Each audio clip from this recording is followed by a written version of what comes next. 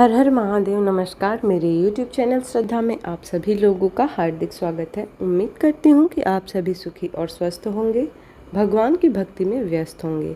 आइए जानते हैं आज इस वीडियो के माध्यम से शिव महापुराण संहिता 2 के पंचम खंड के 5वें अध्याय के बारे में, जिसमें नास्तिक मत से त्रिपुर का मोहित होने के बारे में बताया गया है।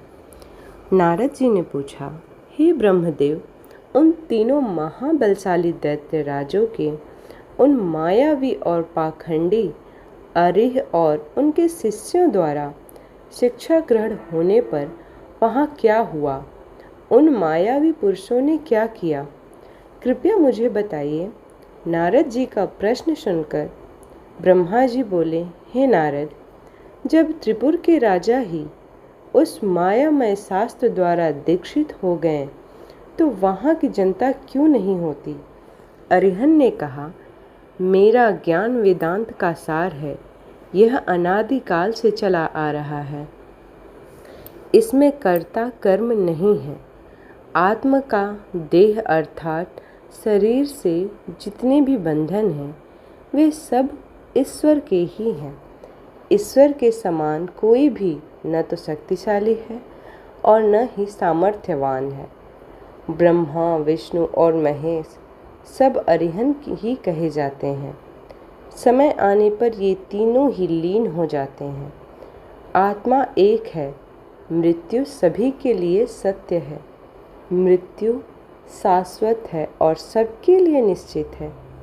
इसलिए हमें कभी भी हिंसा नहीं करना चाहिए और सदा ही अहिंसा के मार्ग पर चलना चाहिए। अहिंसा ही परम धर्म है। किसी को दुख पहुंचाना महापाप है। इसलिए हमें कभी भी कमज़ोर और निर्बलों को नहीं सताना चाहिए। दूसरों को क्षमा करना ही सबसे बड़ा गुण है। इसलिए सदा अहिंसा का मार्ग अपनाना चाहिए। हिंसा और लड़ाई झगड़े का मार्ग हमें नरक की ओर ले जाता है।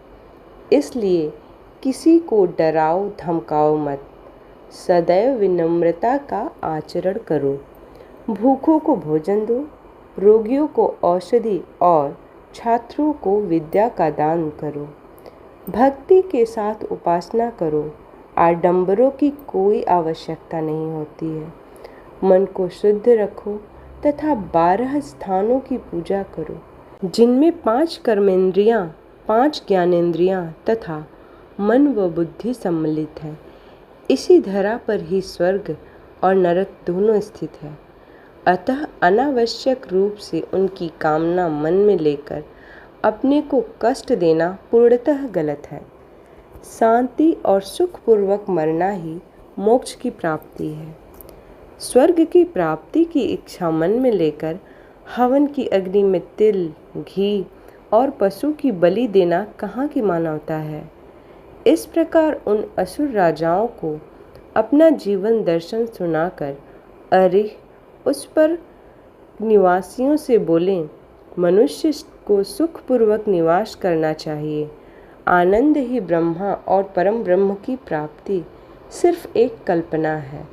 तभी कहता हूँ कि जब तक आपका शरीर स्वस्थ और मन सामर्थ्य है, अपने सुख का मार्ग ढूंढकर उसका अनुसरण करो। अन्यथा शीघ्र ही तुम बुढ़ापे में आ जाओगे और तुम्हारा शरीर नष्ट हो जाएगा। इसलिए ज्ञानियों को स्वयं अपने सुख की खोज करनी चाहिए। मेरी इस बात का समर्थन वेद भी करता है। मनुष्य को जाति पाति के बंधनों में फंसकर कभी किसी को कम नहीं समझना चाहिए। सृष्टि के आरंभ में ब्रह्मा जी की उत्पत्ति हुई। उनके दक्ष और मरीचि नामक 2 पुत्र हुए। मरीचि के पुत्र कश्यप जी ने दक्ष की 13 कन्याओं का धर्म से विवाह कराया। फिर प्रजापति के मुख, बाहु, उरु, जंघा और चरण से वर्ण उत्पन्न हुए, ऐसा कहा जाता है। परंतु ये सभी बातें गलत जानी पड़ती हैं, क्योंकि एक ही शरीर से जन्म लेने वाले सभी पुत्र भिन्न भिन्न रूप वाले कैसे हो सकते हैं?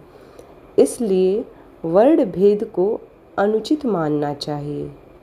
ब्रह्मा जी बोले, इस प्रकार उन अरिह नामक धर्मात्मा ने अपने भाषण द्वारा तारकाक्ष, कमलाक्ष और विघ्नमाली नामक तीनों असुरों के निवासियों को वेद मार्ग से विमुख कर दिया। साथ ही उन्होंने पतिव्रता स्त्रियों के पतिव्रत धर्म और पुरुषों के जितेंद्रिय धर्म को अस्वीकार कर दिया। उन्होंने धर्म, यज्ञ, तीर्थ, श्रद्धा और धर्मशास्त्रों का भी खंडन किया। विशेष रूप से उन्होंने भगवान शिव की पूजा न करने के लिए सभी को प्रोत्साहित किया और सब देवताओं की पूजन और आराधना को व्यर्थ बताया। इस प्रकार उन अरिह ने पुर के वासियों को अपने झूठ, धर्म और पाखंड से मोहित कर दिया। इस प्रकार वहाँ अधर्म फैल गया। तत्पश्चात भगवान श्री हरि विष्णु की माया से देवी माँ लक्ष्मी भी उन त्रिपुरों में अपना अनादर देख उस स्थान को त्याग कर चली गई। इस प्रकार शिव महापुराण संहिता 2 के पंचम खंड का 5वां अध्याय भी समाप्त होता है। उम्मीद करती हूँ कि आज की ये वीडियो आप लोगों को पसंद आई हो। वीडियो पसंद आई हो तो वीडियो को लाइक करें, शेयर करें और चैनल को सब्सक्राइब करें। इसी प्रकार की भक्ति भाव से जुड़ी हुई वीडियोस को प्राप्त करने के लिए चैनल को सब्सक्राइब करना ना भूलें। मिलते हैं अगले अध्याय में, तब तक के लिए हर हर महादेव।